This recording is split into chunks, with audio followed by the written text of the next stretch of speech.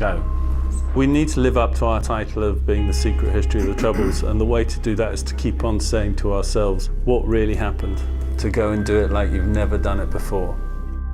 For 2 years, the BBC Spotlight team have been making a series of new documentaries to mark the 50th anniversary of the start of the Troubles. When you start this interview, you are only talking to me. This is during the making of this 7-part series. Reporters, producers, even the bosses have been filmed. Yeah, I understand that, I won't say where they came from. This film shows how investigative journalism works. I know the story you want, and that is a story that we're trying to get. We don't have a huge amount of time, and we have a massive task. How did we persuade people to speak out? This dance has been going on for months and months and months. And how did we uncover long-hidden secrets? It's actually quite nerve-wracking ringing him because there's always that fear that you'll blow it, you know. British intelligence, MI5, MI6, would review the material. Are you certain of that? Yes. Is everything plugged? Yeah. He's going right in. Okay, Mandy, you ready?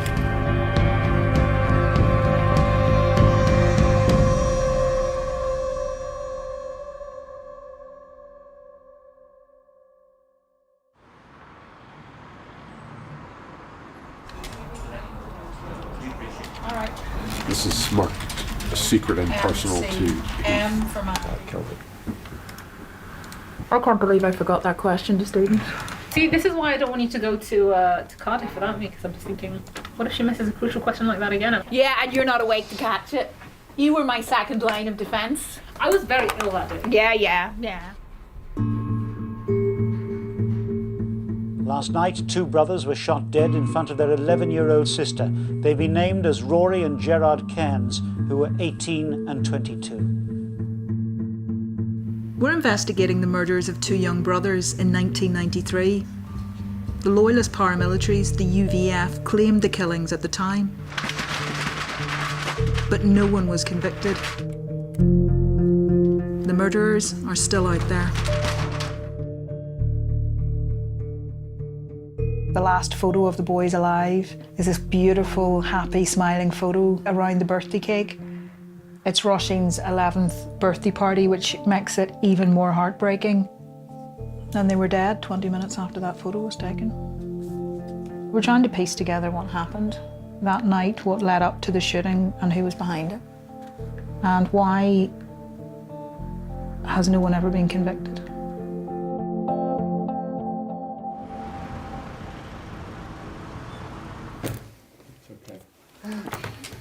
In the early 1970s, the first generation of IRA devices were crude.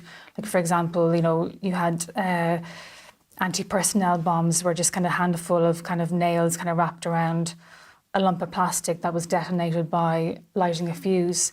Whereas at this stage in 1979, it's more sophisticated. The Libyan story is the detail in terms of the story here. Do you think you're going to get anywhere with that? Because that I am trying. I mean, there are a few people, and kind of don't want to go into detail on camera, but there are key people who could unlock this, and I'm close to getting close to them. People are very nervous, as you know, because it'd be a huge thing to get those.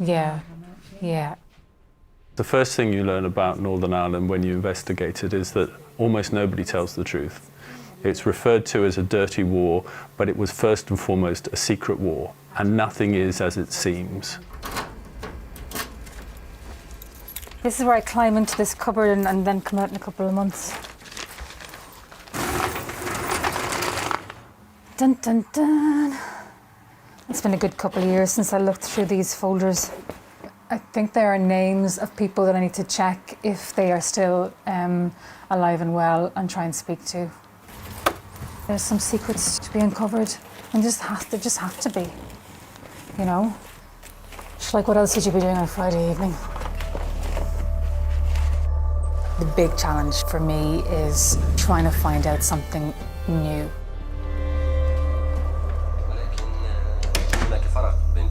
There is a clear difference between supporting the just cause of nations struggling for their freedom and liberation, between that and terrorism.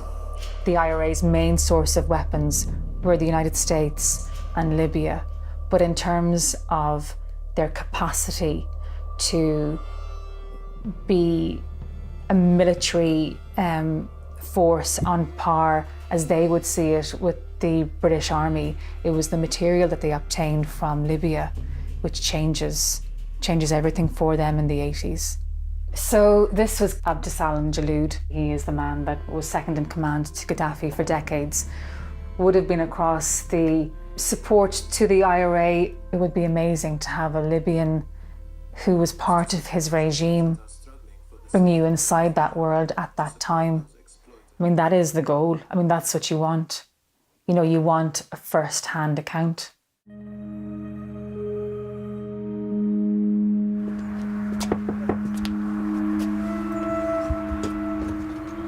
Hello, well, come on in, Jemana. Lovely to see you.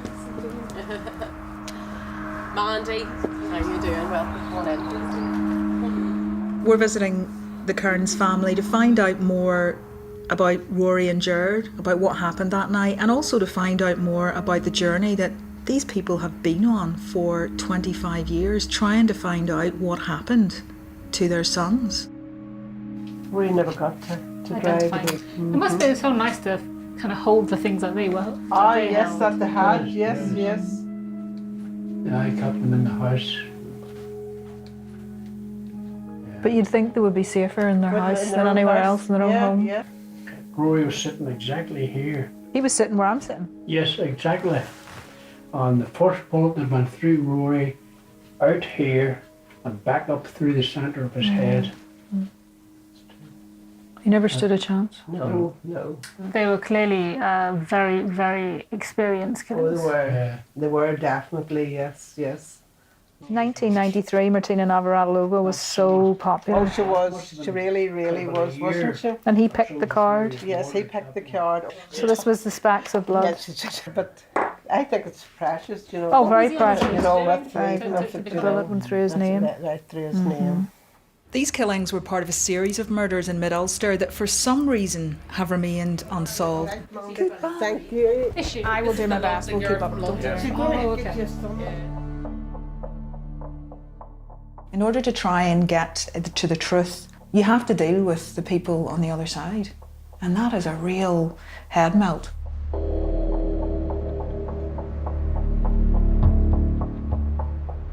In the 1990s, Lawrence Maguire was a gunman for a paramilitary group called the Ulster Volunteer Force, the same group that killed Rory and Gerard Kearns. I'm going to sort out the stuff with the car now to get it all set up, but do you guys want to go and have some breakfast and just have a chat about stuff just generally, and then I'll call you when we're ready. Listen, thanks for doing this, Lawrence. I think the families that we're talking to, all they want is the truth. And, you know, if you can help them get that, I mean, let's see what we can do. Just finding answers for them and for myself. You were the first person convicted of directing terrorism in the UK. What would you say to the families of those people that you killed? Is there anything you think that you can say to them? I don't think anything would justify, you know, what's happened. Do you think it was worth it? I don't know, to be honest with you.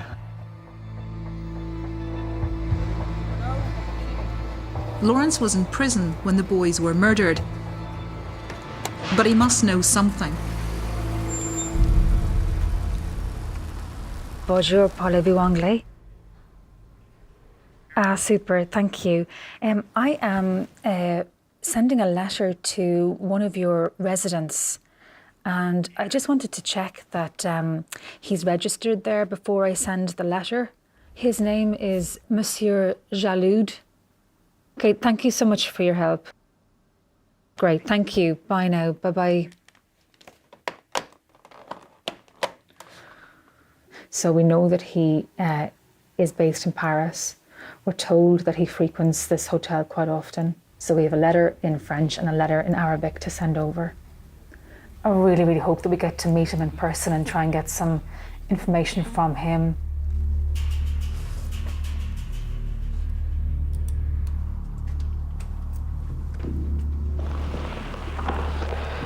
you know where your target is, and you know what to do.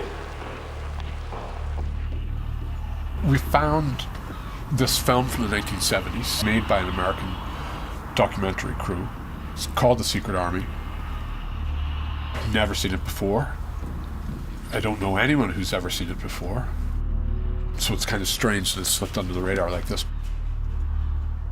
There's senior IRA people being interviewed unmasked, and they have access to IRA members doing all kinds of things, including carrying out attacks. Pretty sure that's Martin McGuinness right there. This is incredibly rare footage of Martin McGuinness, who goes on to become Deputy First Minister of Northern Ireland. He's handling guns, he's driving around Derry showing bullets to children. I've got to show Dara this section of the film and see what he thinks.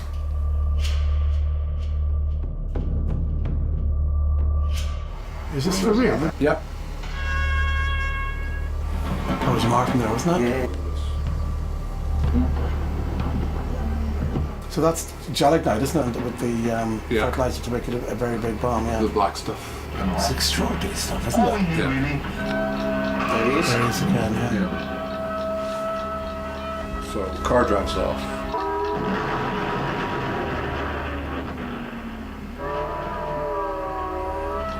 The car drives off, you can see the registration. 7337UI. There was a bomb in Shipkey Street about the 20th of March, something like that, 72. So Chris found these pictures in the Derry Journal of that bomb. I can see something. And there's the red plate. Yeah.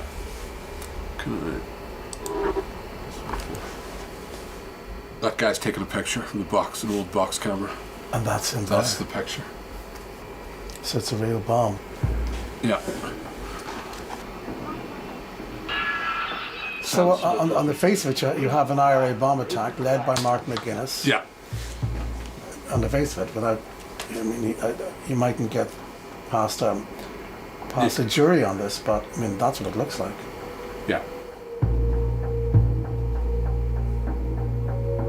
You would think if the police or army had seen Martin McGuinness doing what he's doing here, they would have arrested him. We don't know why it was made and why it seemed to just disappear after it was made. Producer was a man named John Boyer Bell, who'd written a book by the same name about the IRA. He died about 15 years ago. We need Dara to go to America to work out some of the unanswered questions behind this film.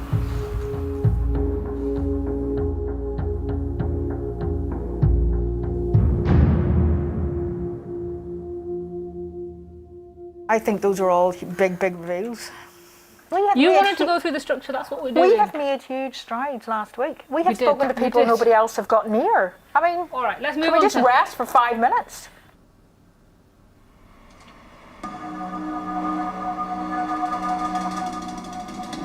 I was prepared to kill from the start, so I was, because I seen it was the only way forward. I still can't believe that we've managed to get the first ever television interview with Lawrence Maguire. Just broke into the guy's house.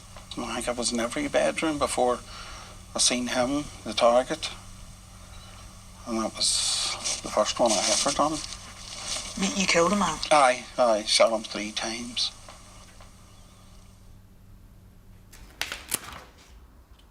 I'm just going through the transcripts now. Okay. Sometimes I forget. And in this house you have really blood-curdling books beside children's dictionaries and something. I keep forgetting to pick my books up. Hold on. I mark everything. It's a well-worn Bible. We have Lawrence Maguire saying on camera there were 3 main killers, there were 3 main shooters in the Mid-Ulster UVF. One of them was me, as in Lawrence Maguire. He went down, he was convicted. The other one was Mark Fulton, Swinger Fulton, Billy Wright's deputy. he was convicted, but he is dead. And he said the third man was very quiet. The only time you ever saw him when he was going to kill. He didn't take any money for, you know, if there was a pot, you know, where they were, you know, throwing a bit of money out for a successful hit. He never took the money. He just did his business, did his work, and then he left. And I said to Lawrence, so you tell me that there's someone out there who's, you know, who you know killed about 15 people, who, and he went, yeah. Now, he didn't say the name, but what I'm hoping is there is more paperwork, more evidence that I'm hoping is going to come in the next couple of weeks.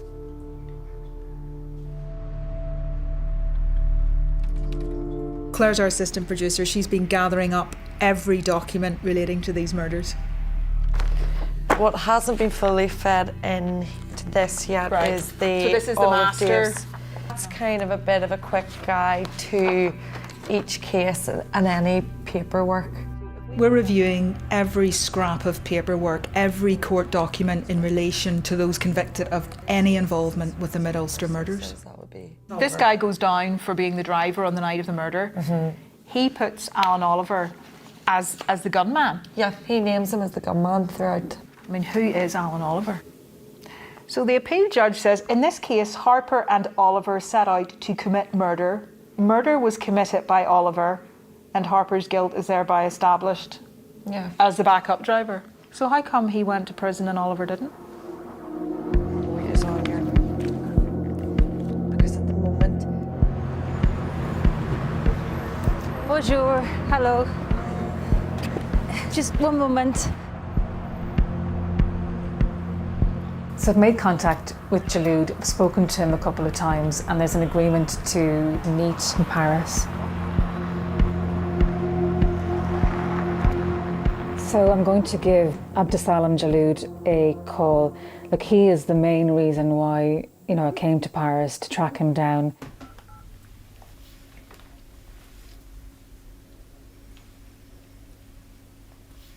Hello, Mr. Jaloud. It's Jennifer, the journalist from the BBC, and I came to Paris to meet you. So I sent you a text of where I'm staying. But it's not for recording. It's literally just a meeting. Okay. Well, look, I'll speak to you. I'll speak to you later. Okay. Thank you. Bye. Bye.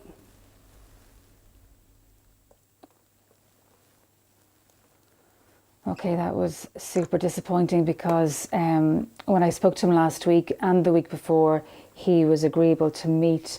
Look, it's clearly somebody who's very mindful of his security. I'll try him again later on and I'll send him a detailed text message of what I'm doing. I do know a cafe where he hangs out in Paris, so we will go there and try and track him down that way. Hello, Mr. Jaloud. If you can give me a call back on this number. Thank you very much. Bye-bye. Like, this is the gig. It's not easy, and it's particularly when you're dealing with a secret organisation in terms of the IRA and the people who don't want to talk about what they used to do within the Gaddafi regime. So, like, it's a double whammy of barriers. There are avenues to pursue in terms of the Libyan story. I am more motivated now to get the Irish side to speak to me about the Libyan arms shipments.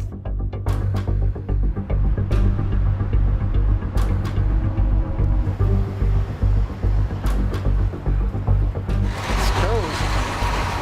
Minus 15 degrees. Just for today, shorts.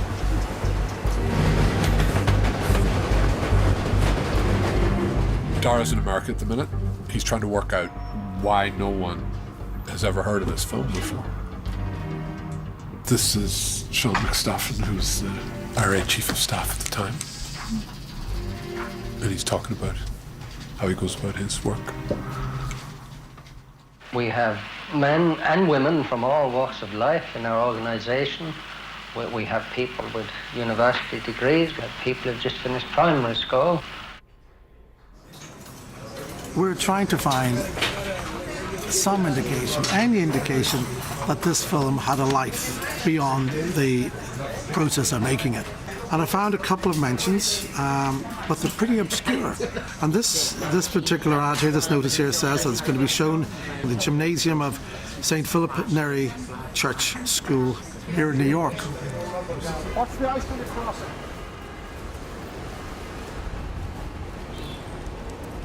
It was never shown in Ireland, never shown in the UK,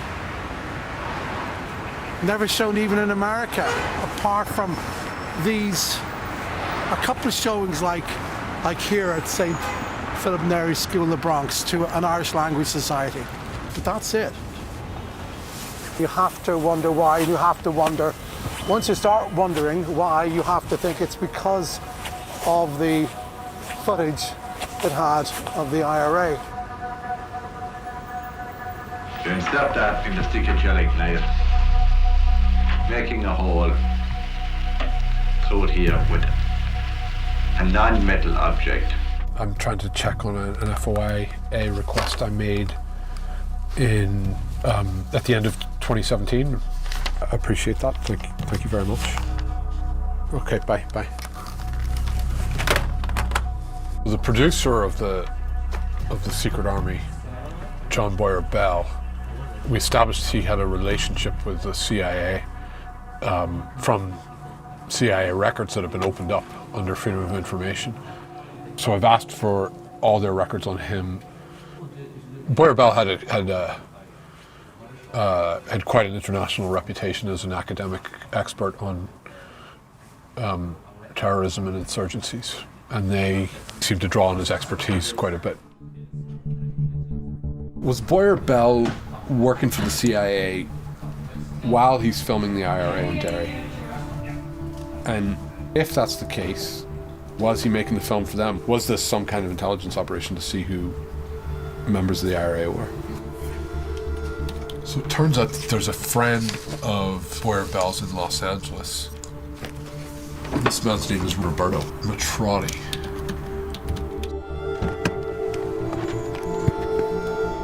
Maybe Roberto can tell us about Boyer Bell's intelligence connections. Hello, Hey, hello. Hi. Roberto. Lovely to meet you. Thank you very much for agreeing to meet and chat. It's fun. I mean, plus you guys coming from so far away. I mean, making this fabulous trip. Well, you deserve a lot of attention. Oh, thank you. A lot very of much. respect. Thank you very much. Oh, there he is. Well, Okay. There used to be this big. Two people. So you filmed this? Yeah, I filmed it. Yeah, so we have a bit of him there. Okay. What is the building here? This one? Came out as someone who was interned in the 50s. I was simply showing them to you because the Republican world is invisible except if you know what to look at. How did he feel about the fact that his 1972 film was seen by virtually no one?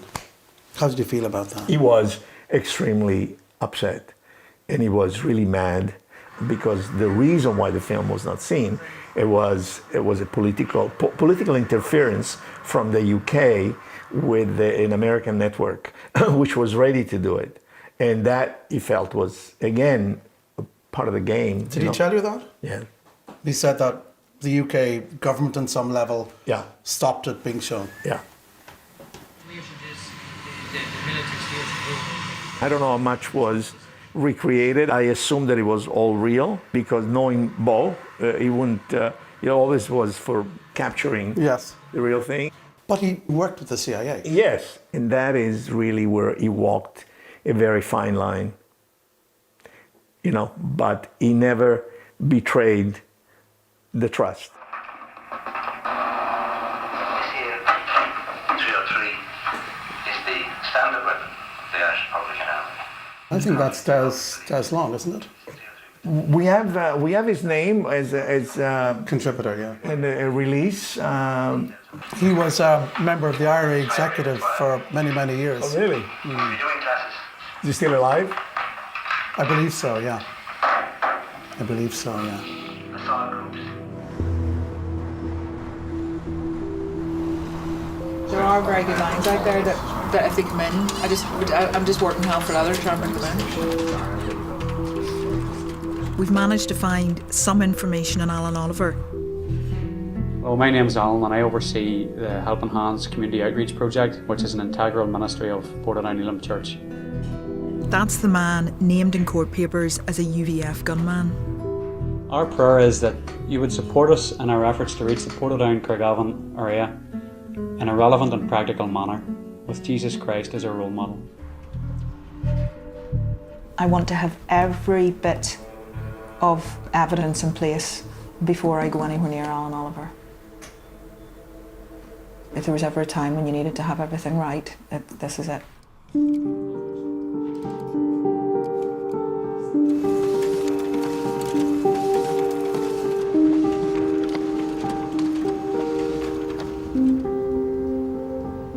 Now, as to its ultimate destination, from my point of view, it was destined to be of help to the family, as I've said, as victims of a foreign occupation. This is Patrick Ryan. The IRA had this former missionary priest essentially travelling around on their behalf, collecting money and weapons that was sustaining this armed campaign in Northern Ireland that just caused destruction and mayhem. He spoke on camera briefly for a documentary for Thames Television. And he obviously was not directly admitting to anything that he'd been involved in, and he didn't really kind of go into details of his backstory. And if I can get him to go on camera and tell his story, it would be pretty phenomenal.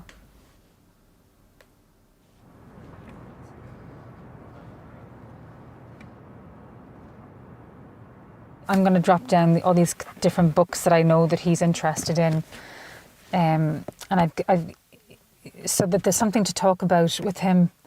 Very often when you're talking to people about sensitive topics, you don't launch in terms of, oh, tell me about that IRA operation that you were involved in, that you had a hands-on role. You have to kind of dance around the subject, and when the source is ready to bring you into his or her world, if ever, you kind of have to wait to be invited in. So this dance has been going on for months and months and months. And every time I meet him, I get a little bit more. I'm hoping that he'll go on camera.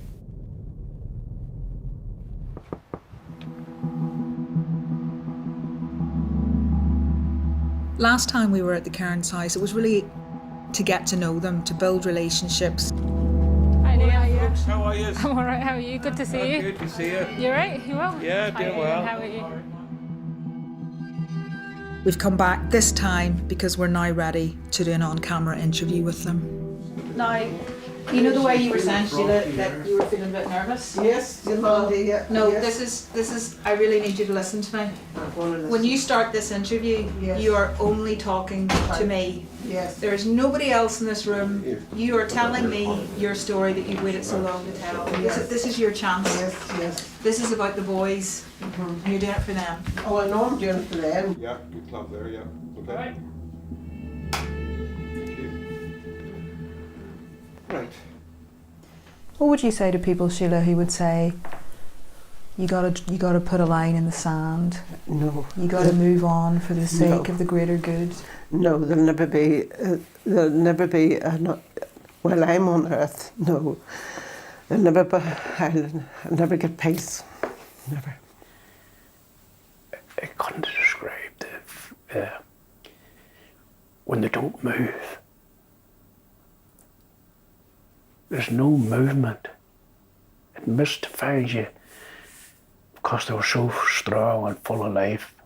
And this deafening silence now in your children.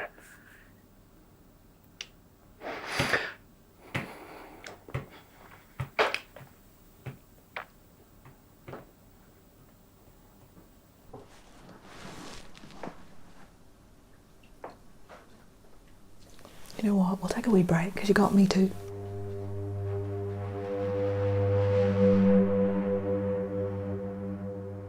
understandably, it's something that they still feel, you know, fresh and raw pretty much every time. So we've just got to be very, very careful with them.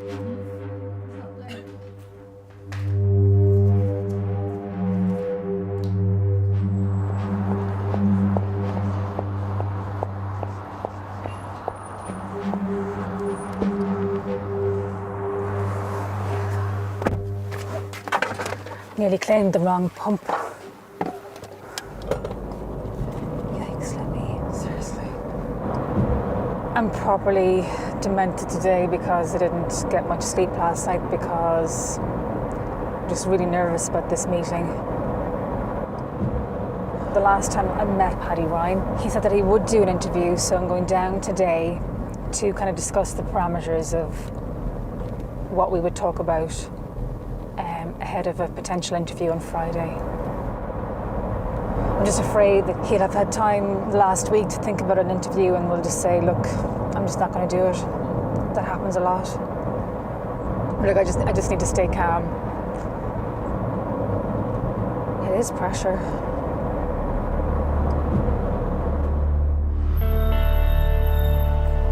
Can you send that on to me?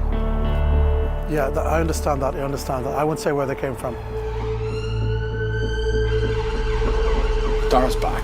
Hello. And he's on his way to meet one of the people that appears in the film, an IRA member named Des Long. This is an ideal weapon for assault groups, close-up fighting, and it's a good weapon for street fighting. Hi, Des. I'm Dara. Dara. How are you? How are you? The very best. Thank you very much. You're welcome. Much more than that. As a matter of fact, This here, 303. That's yourself, isn't it? It is. What was going on there? Can you talk us? A training camp. But what it really was Buyer Bell wanted to make a film. And that's the Dublin unit. Members of the Dublin unit that are there. And we'll be going into the... Why did you agree to take part in that back then? I did many a foolish thing. There. But before we do that, I want to pass around these other weapons so you can get the feel of them. This one we're passing it on now is the US carbine. I was given, said he'd only film me from there down. All the rest of them were wearing face masks. But they didn't film me. That's the original. I know it is. That's Buyer Bell for you. Now, this is a collection of books. I mean, you've got hundreds of books, thousands of books here, do you? Thousands. There's quite a number of books here by Buyer Bell, actually. Borrow these glasses there. How about that? Irish Troubles, The Secret Army. Nice fella. I always felt he was an agent, but I thought it was American intelligence he was with. Did you actually think he was an agent back then? I did, yeah. I began making inquiries about Bell then, and I wasn't happy with him. What do you think? I mean, could this whole thing have been fitted by intelligence to get all these people on board, to get footage of you, to get footage of other... Like, Martin McGuinness is caught... Well, like, there was Martin McGuinness, and he was able to operate and live in Derry. I wonder about that. What do you mean by that? I mean, let's face it, I was on the run, I couldn't appear my own door. And at least people could be at home. What are you thinking? Bad thoughts. You know, let's face it,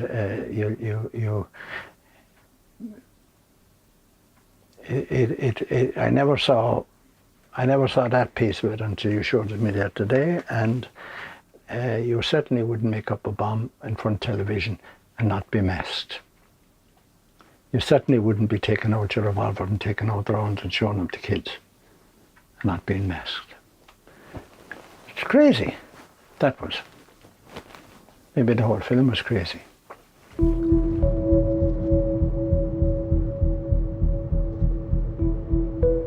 Des Long did fall out with Martin McGuinness over the direction the Republican movement was taking in the 1980s. And it isn't really hard to find people who will insist, without any concrete evidence, that just about every other member of the Republican leadership was compromised by the British.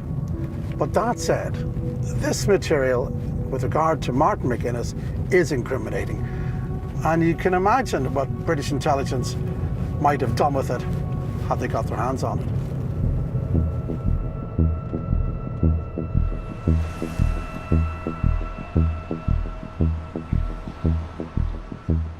I'm now talking to more people, former paramilitaries, security sources, who are placing Alan Oliver as a key suspect in murders right across mid-Ulster. The encounter that I had with Jesus Christ changed for the better, in a positive way, the path that I was on. He just looks like such a lovely man. That's just incredible. The path that I am on now. And now, instead of my focus being against people, my focus is for people. So I'm going to put Alan Oliver at the centre. We're also going to do a version with just silhouette and a question mark, in case maybe we can't link him to all of these. I'll probably just do them chronologically. So Eileen Duffy, Brian Frizzell, Katrina Rennie. So that's the kind of earliest one that we have paperwork connecting Alan Oliver to. That was in March '91. And then later that year is the Heister deaths. And then I think it's the McKerneys. And then there's Charlie and Tess Fox. And then the Cairns.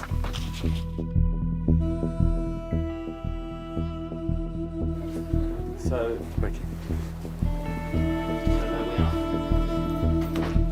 we have a senior investigating officer for these murders from the HET teams. There were certain things that he would have picked up on, the certain patterns that he would have looked at during those particular investigations. In connection with suspects for... In connection with Alan. Those suspects of being responsible for those killings. We've now made contact with a retired senior detective who was brought in by the Historical Inquiries team to review two of the mid-Ulster cases we're looking at, the murder of the McKerneys and the murder of Rory and Gerard Cairns.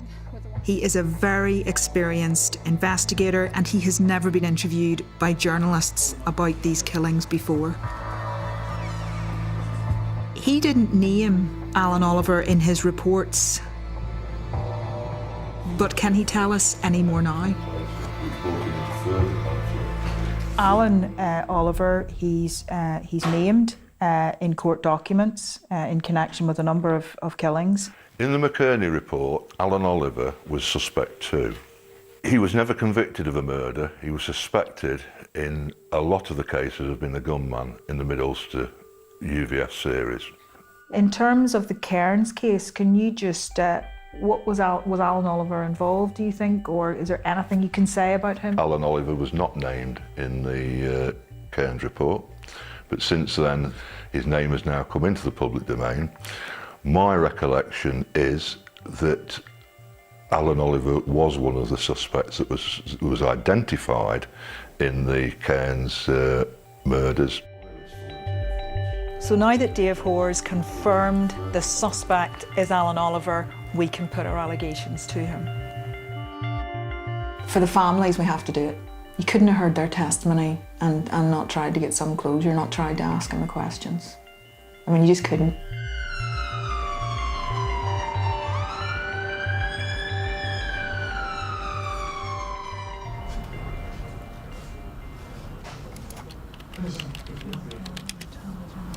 Before we can go to air, before we can make any allegations against anyone, we have to give them a very, very comprehensive right of reply.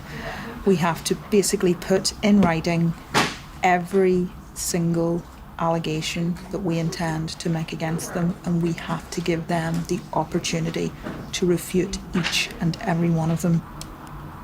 This is the BBC. There will be a battery of lawyers and editors questioning me on every jot and tittle of this right of reply to make sure that I've got it right and that I can stand over everything. It's a very rigorous process, and so it should be, because we're linking him to 15 murders. So the stakes are pretty high.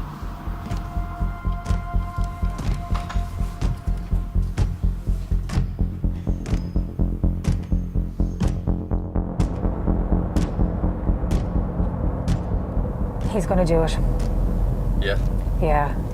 It's going ahead on Friday. What do you think persuaded him to go on camera? Me?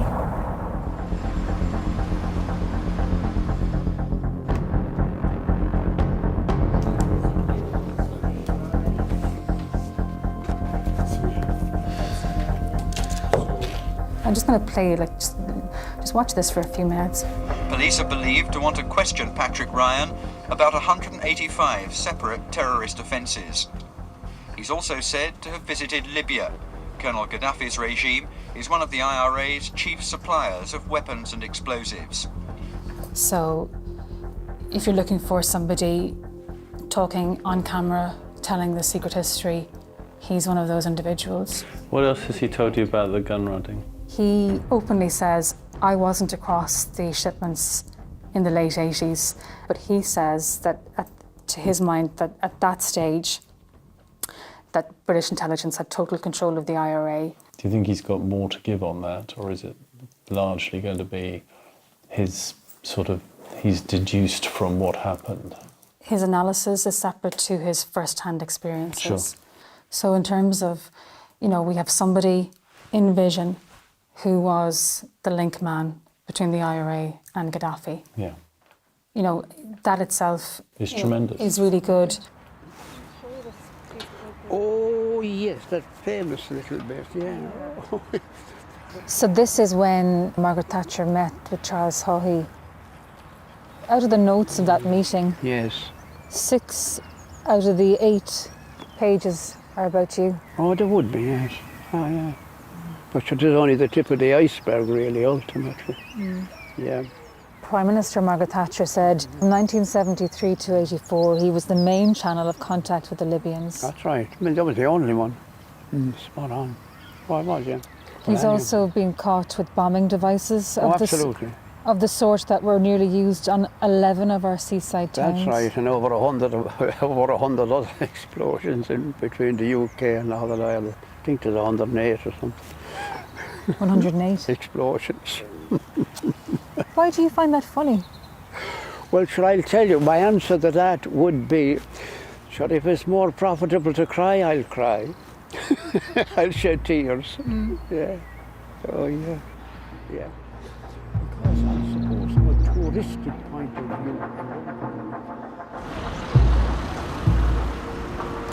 view. Hey, Dave. Yeah, you're right. Do you have any regrets? Oh, I have, yes, big regrets. I regret that I wasn't even more effective. Oh, yes, absolutely. I'd like to have been much more effective. It's just so new and so fresh for people, and his honesty again, Yeah. just... It's arresting, isn't it? Yeah, yeah. Because you're not used to, like, everything now is kind of politically quoted and of course. for consumption, that when somebody actually says, I know. I don't have any regrets, I wish I had done more. It's incredible.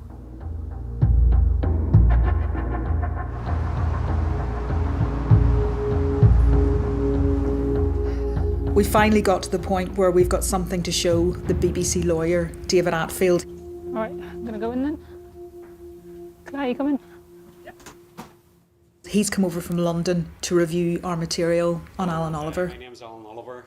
So he seems to have done a very calculated statement on YouTube, which is intended to, I suppose, acknowledge his past without admitting or confessing fully to his past in a way which is going to land him into difficulty. That is not a video that he put up on YouTube. But it is him. But it is him. It's like a video for the church that he's part of. Okay, it's not secretly recorded. It's not secretly recorded, no. But so maybe it wasn't intended for wider, but it was intended as. Yeah, he's kind of absolving and explaining his past. Well, he obviously is struggling with his conscience now. Yeah. It appears that this man has genuinely embraced Christianity and is, by all accounts, quite a decent individual. Actually, my next door neighbour says in order to be genuine, you have to embrace your sins. Well, that is what I'm going to say to him. Isn't that going to be the line that we go to him on? Yeah.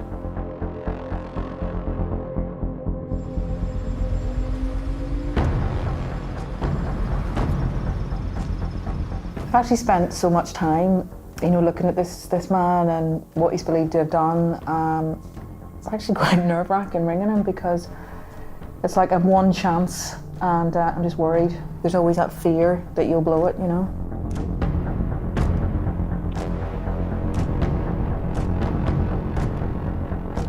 It's a voice message.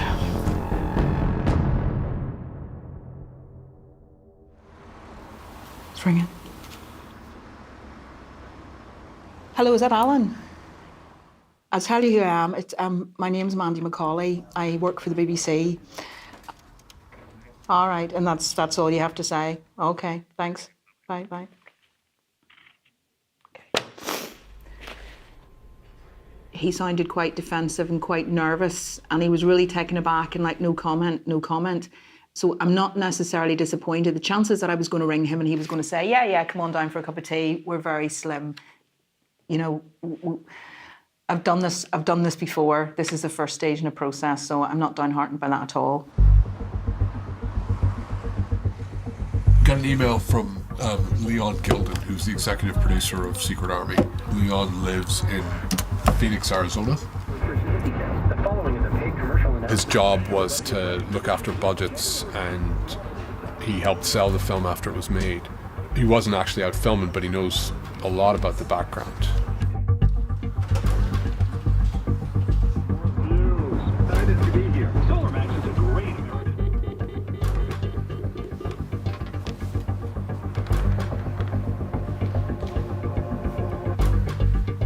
Mr. Golden.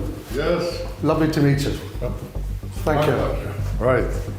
And we have a nice coffee prepared for you. Well, thank you very much. Is that something? I would love one. Thank you very much. I'm Gloria. Gloria, Dara McIntyre. Lovely to meet you. Dara. Dara. Rhymes with Tara. Very pretty name. Thank Beautiful. You. Very nice. Enjoy. Thank you very much, Leo. Okay. Gentlemen. All right. Have you seen the film for a long while? When was the last time you saw it? No, I haven't seen the film in many years now. Do you want us to, would you like to see a little bit of it again? Sure, I'd love to see it. Yeah. That's the target. That's the car going in. That's the target. So this is a real bomb being made up. 2 policemen were slightly hurt while getting people cleared of the area after a warning. The bomb was between 20 and 30 pounds of explosive. The work is quite unique for all sorts of reasons. Well, of course, we didn't know that 47 years ago when we made it. We thought it was a pretty good documentary. But what happened after that, I suppose we can discuss here today. It was my job to go out and try and sell it. And I went to for worldwide rights and never sold a copy. Not one copy. Viacom told me that the British Commonwealth countries were forbidden to show this film. What did Boyer Bell tell you about the British intelligence services and the footage? The rushes were sent down to be developed in London. In London, British intelligence, MI5, MI6, I don't recall which, would review the material to see whether they had captured anything that would be of interest to British intelligence or that British intelligence did not want shown. Are you certain of that? Is your recollection 100% on that? Yes, that's my recollection.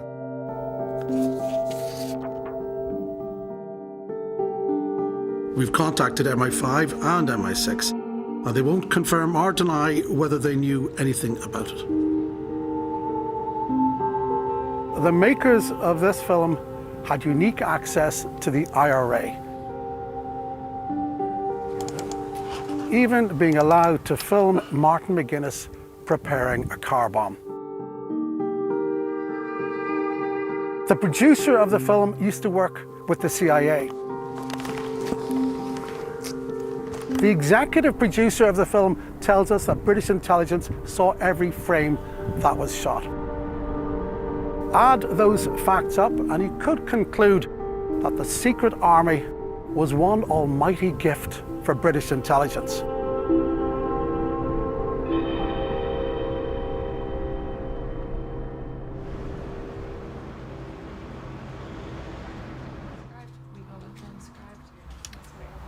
Sorry.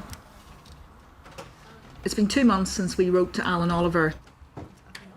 There has been no reply. So we can now go to the next stage, and that's called a doorstep. That means I can put questions directly to him on camera.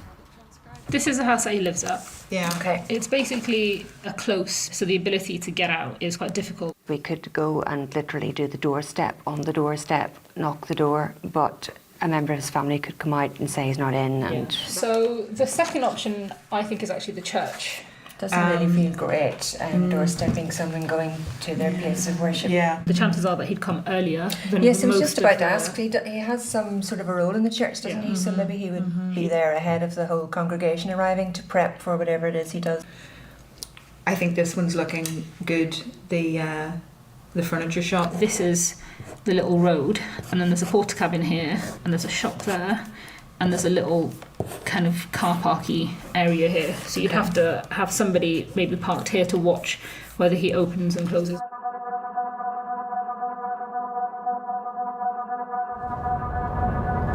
What is the plan in your head? I identify myself, Mr. Oliver. It's Mandy McCauley from the BBC. I've been trying to contact you, and then in with you've been linked to a series of murders in Mid-Ulster, and then I start showing them the photographs. It doesn't matter how many of these you do, there's always that fear that you'll get out of the car and when you open your mouth, nothing will come out. No, listen, I won't blank, it'll be fine. We're almost at the location, we're 3 minutes away. I hope he comes. Leave enough space behind you so as if somebody parks in front of us we can still get out. Okay. I hate this anxiety, I hate this level of adrenaline. Okay, we'll wait then until near 3, yeah? Yep. I just need patience now.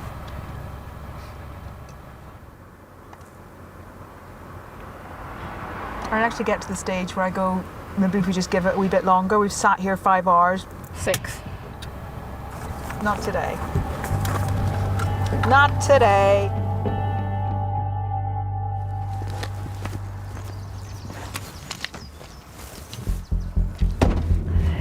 Sure, what else would you rather be doing at 5:30? 5:30 in the morning. What time's the church service at? I just want it done now. I just want it over. Gwyneth, we are now down near the church. Okay, no problem. I'll talk to you later on then. Brian, thanks, Gwyneth. Cheers. Bye-bye. Well, 6:30 has come and gone, and there's no sign of life at the church. It's not going to happen. I'm hoping we're going to be allowed to keep going until we can confront him. I was really hopeful for this morning.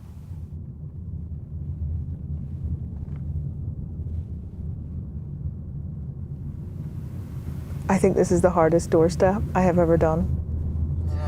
What's that van in front of us? Oh, wait, said. That's it. That's it? That's it.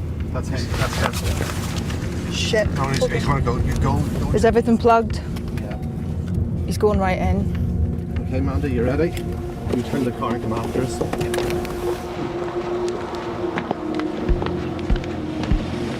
Mr. Oliver, my name's Mandy McCauley. I'm from the BBC. I want to ask you about a series of murders that were carried out across Mid-Ulster. You have been connected by multiple sources, by intelligence, to a series of murders across Mid-Ulster.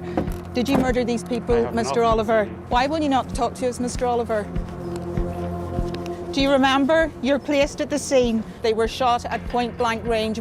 Mr. Oliver, why won't you talk to us? You are linked to multiple murders, Mr. Oliver. Well, Alan Oliver obviously has very, very serious questions to answer. He obviously doesn't want to answer them this morning.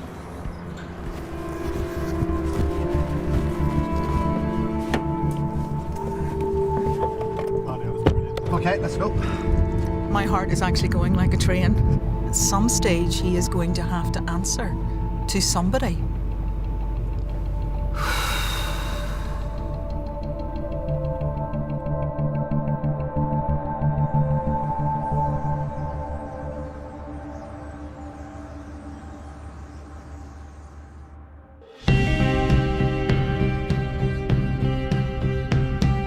After 2 years' work, the series is finally going to air.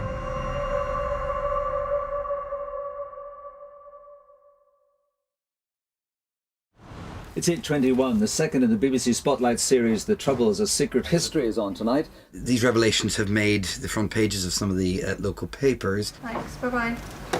Laura, will you ring Jeremy on your mobile, please, and read that email to him? The result of a huge amount of work by the Spotlight team. Jennifer O'Leary, thank you. Spotlight stands by its journalism, and people should watch this programme in full. It would be something like that. People might be saying, why are you digging this over again? Why are you going back here when society is still trying to come to terms with the past? Well, if you don't understand the past, you're bound to, I think, repeat the mistakes of the past. And that's why these programs are important. I think it's really important that these stories were put out there because doesn't society deserve to find out the truth? Very often, it's only when you hear from somebody whose views you don't agree with that you can try and understand and pick apart what happened. We've been on a journey over 2 years with these families. These are people who've spent decades looking for the truth, waiting, hoping, never giving up. I spent yesterday, going around the families. I can't actually put into words how nerve-wracking that was, because I didn't want to let them down. And I kept saying, look, just give it to us straight. We just want the truth. I think they were just pleased that we have taken it forward, that we have found new evidence, that some of these cases may now be reopened.